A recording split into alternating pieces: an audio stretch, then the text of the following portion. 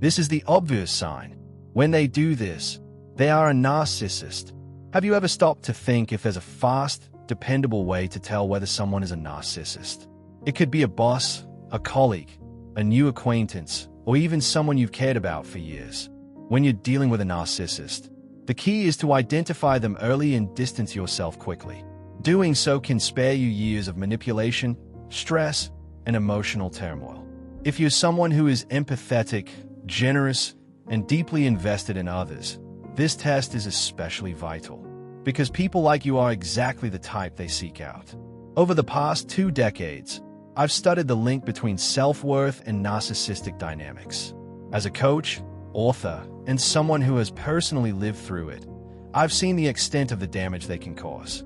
In this video, I'm going to share a straightforward behavioral test you can use anytime and anywhere, along with real-life examples and strategies to help you stay protected in any situation. Let's begin by looking at what drives their behavior. Narcissists don't arrive with a warning sign. They arrive with charm, confidence, or sometimes with a crisis that immediately pulls you in. Picture yourself at a dinner party, a professional event, or family gathering. You might be seeking connection, hoping to feel seen, safe, or included. Perhaps you're a little uncertain and drawn to someone who appears charismatic and easygoing. But from a narcissist's perspective, the scene looks very different. They are not there for connection, they are there to hunt.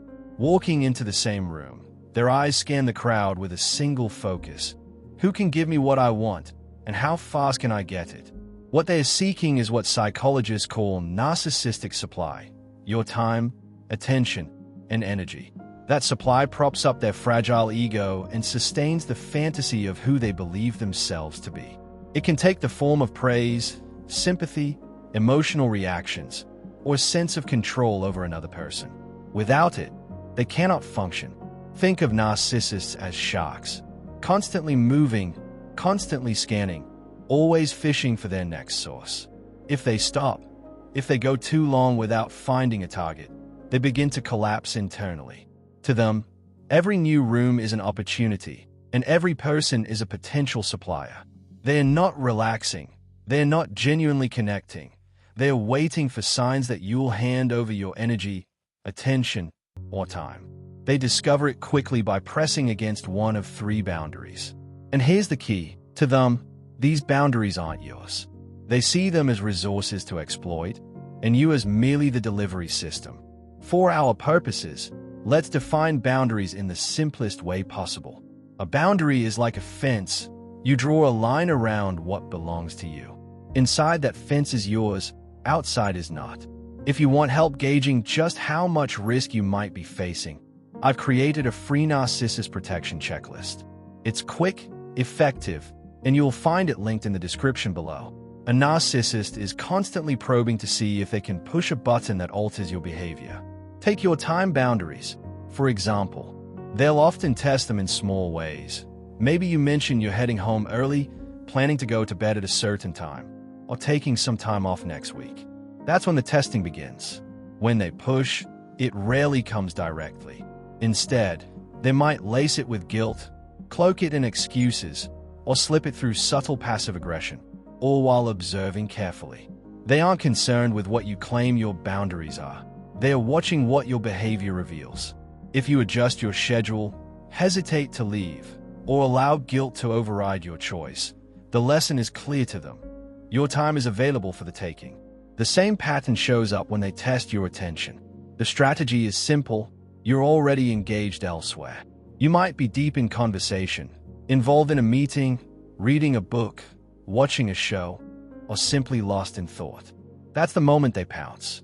A sudden text, a repeated follow-up if you don't respond quickly, an unannounced visit where they expect you to drop everything, or an interruption mid-conversation. They are looking for proof that they can pull your focus away at will. And if they succeed once, you can be certain they'll repeat it, each time pushing further. Energy is tested in the same fashion, though the trap is often more elaborate. They might forget something critical, play helpless, or stir up drama to bait you in. Guilt, conflict, or pity become their tools, and what they are really studying is how quickly you'll step into their chaos. If you take on their responsibilities, calm their storm, explain, soothe, or shoulder burdens that aren't yours, they mark you as a reliable source of fuel. From that moment, you're no longer just a person. You've become a resource. Protecting yourself isn't about saying no with words alone. It's about backing your words with consistent behavior. Your actions need to hold firm to the boundary you've set. And then you wait. Not everyone who crosses a line is a narcissist. People carrying trauma, those who are neurodivergent, or even people pleasers may overstep too, often out of clumsy attempts to connect. Others might feel let down or disappointed, but they recalibrate, respect your stance, and move on. With a narcissist, the reaction is different. You'll see it. A flicker of annoyance in their eyes, a smile that vanishes instantly, a sharp edge cutting into their tone. Maybe it comes out as sarcasm, guilt trips, or stony silence. Whatever the form, it's a shift in tactics. That's the giveaway. They weren't making a genuine request. They were testing for control. For them, crossing a line isn't about connection. It's about domination. If they can bend your behavior once, they'll escalate, because it was never about the boundary. It was about power. Take this example. You've signaled clearly that your workday is over. You're packing up, ready to leave, when they stop you with, "Wait, before you go, can you help me with one quick thing?" It seems small, but this is the moment of truth. They're not asking for help, they're testing your limits. It's important to add a caution here. Not everyone who interrupts you is a narcissist. Picture yourself in these scenarios and you'll see the difference. Sometimes people stumble in clumsily, needing help or not realizing their timing is poor. Other times, it's a pattern. You feel manipulated because it keeps happening. That's why the goal isn't to reject every request. The goal is to be selective and observe what happens after you say no. For instance, you might say, "I have to get going," or as I mentioned, "I have an appointment." But the real boundary isn't spoken, it's acted out. You follow through. You leave, you don't stall, you don't explain. That action is the no, and what happens next is the test. If the other person accepts it without fuss, that's perfectly fine.